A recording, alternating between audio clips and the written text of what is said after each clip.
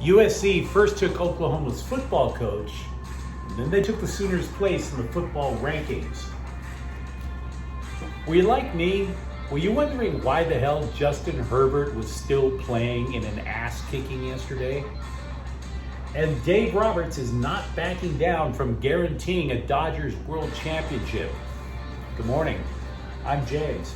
This is your daily dose of sports and snark for the greatest sports city in the world, Los Angeles. This is faithful Angelenos. I am counting down the minutes until I am on that plane heading home to my girl, dude, I swear. Hey, I want to start off by thanking the new subscriber who joined our channel yesterday. Everybody who joins in, I appreciate every last one of you.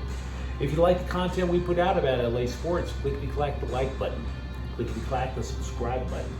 There's a notifications bell. Hit that. It'll let you know when we drop new content. Sharing is caring. Let people know we exist. And yes, comment. I ain't perfect. I get it. Before we go through the news and notes from around LA, take a quick look at the scoreboard. Yesterday, the Dodgers clinched the #1 seed in the National League playoffs with a 4-1 victory over the St. Louis Cardinals. In addition to that, well, we had NFL. The Rams, we have a rapid recap of their game. They defeated Arizona 20-12 yesterday. One of the big side notes of that game, Aaron Donald, his 100th sack. He is the youngest defensive tackle in history to get 100 sacks. Also, a rapid recap on the Chargers debacle yesterday. Look, the injury list for that team just keeps getting longer and longer. There's no getting around it. Jacksonville 38, Chargers 10. There's no game scheduled today, by the way, for any LA team. So, USC, the latest AP rankings came up. They were nudged up to number 6 in the top 25. But I'm wondering how many of you think Lincoln Riley privately took great pleasure in watching Oklahoma drop all the way into the teens after losing to Kansas State on Saturday night.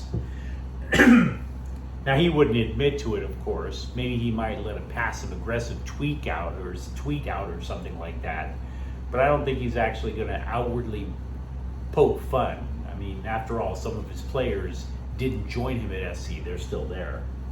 CBS, by the way, ranks the Trojans all the way up to number 5. They were looking at that victory up in Oregon State and said the Trojans showed a grit that they haven't seen since the Pete Carroll years. So it's been quite a while. Speaking of grit, let's talk up the Trojans' defense, because after all, the offense, they were amazing for 3 weeks, and frankly, they were really spotty on Saturday night. 4 more takeaways for the Trojans' D. They held Oregon State to 5 of 13 on 3rd down. And oh, by the way, the Beavers went into the game averaging 45 points per game.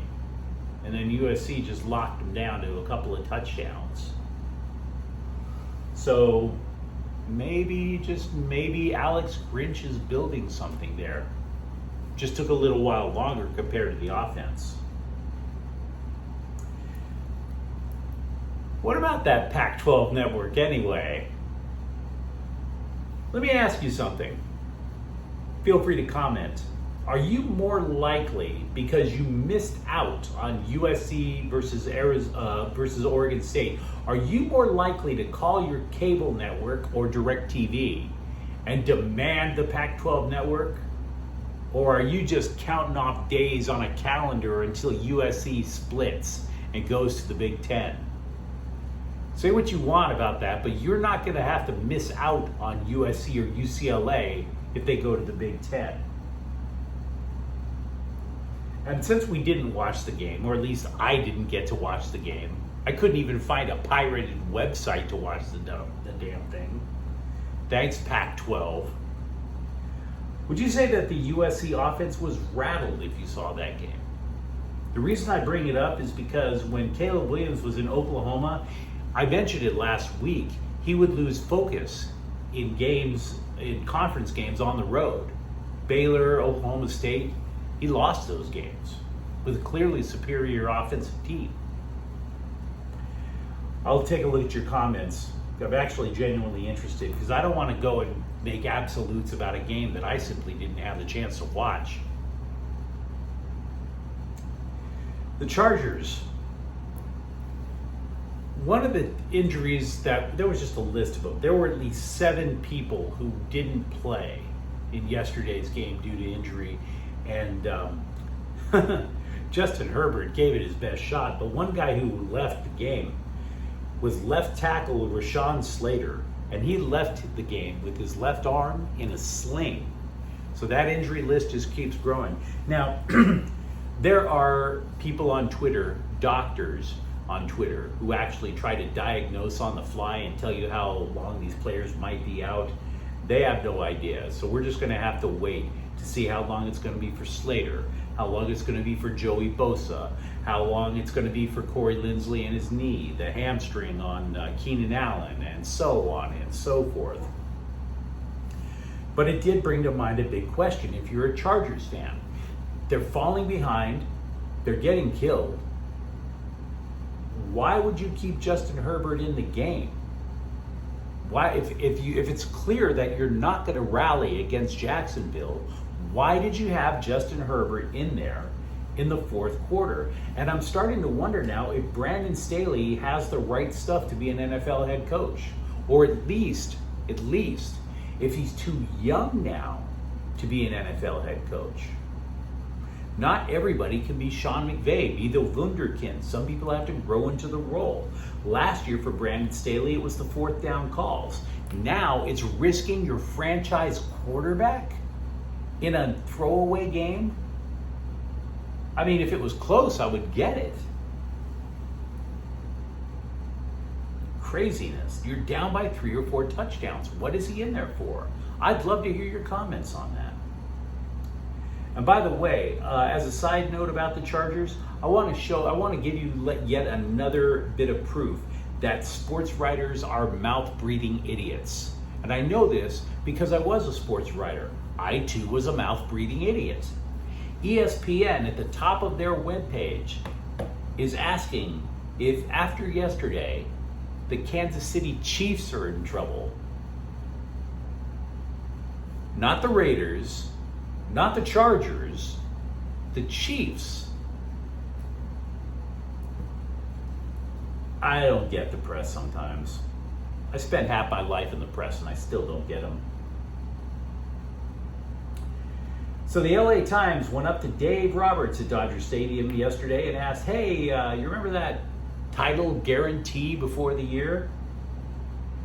And he was like, yeah, and thanks for bringing it up every day. Quote, I'm not voiding it.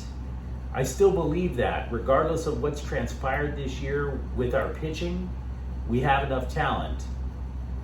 And thank you for asking, unquote. I love Dave Roberts adding the thank you for asking. As if I don't get enough passive aggressive behavior from my wife, I gotta get it from my manager of my favorite baseball team. Other stuff about the Dodgers to keep in mind. Roberts said that Tyler Anderson will in fact be part of the postseason rotation. Also, that if Dustin May returns, Dave Roberts is actually eyeing him, possibly using him out of the bullpen. He's simply been too up and down to be relied upon as a starter. And I want to end the Dodgers portion of this chit chat with a mention that they tied the franchise record yesterday with 106 wins. That is they've had that many in 3 consecutive full seasons. Now keep in mind the 2020 year was shortened due to COVID. So in 2019, 2021, and this year, 106 wins. Absolutely insane. Absolutely insane. Do you believe Aaron Donald is the GOAT on defense? As much as I love the Rams, as much as I love watching Aaron Donald just wreck an opponent, I'm still going to lean towards Lawrence Taylor. Now, you can tell me if I'm wrong. That's fine. I'm not a Giants fan by any stretch. And by the way, the numbers are comparable at this juncture of their careers. They've both been named Defensive Player of the Year 4 times each. But Lawrence Taylor has 42 more sacks. Now, Aaron Donald says he'll play through at least the end of this contract, which means he's got about 3 years. Do you think Aaron Donald could sack a quarterback 42 more times over the next 3 seasons? And also, by the way, Lawrence Taylor has 1 more ring. Donald could get that, no doubt. The Lakers will be opening training camp this week. Russell Westbrook is telling ESPN that he doesn't need to feel wanted by the Lakers. Quote, I just need to do my job, unquote. And that is your no Sherlock story for the week. Yes, you do need to do your job, sir. The Lakers also waived Fabian White Jr., but I don't know anything about him, so I'm just going to let that one go. Here's a guy who's looking for a job, former center Dwight Howard.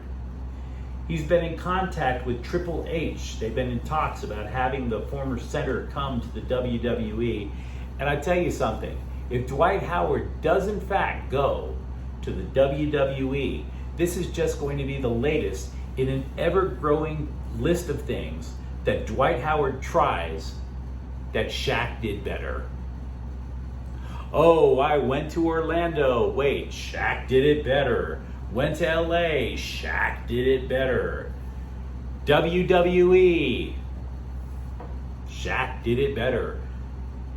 I tell you something, when they both die, I hope their graves are right next to each other so that Dwight on his tombstone would have to have Shaq did it better. Dude is literally following everything Shaquille O'Neal does. It is amazing that the people at TNT haven't decided to try to put him in the studio yet. Now, if you enjoyed today's broadcast, don't forget to subscribe to Faithful Angelenos. We do talk LA sports here. Thank you for watching. I'm James. We'll be back tomorrow. Faithful Angelenos is a Kian Corta El Queso production. Take care.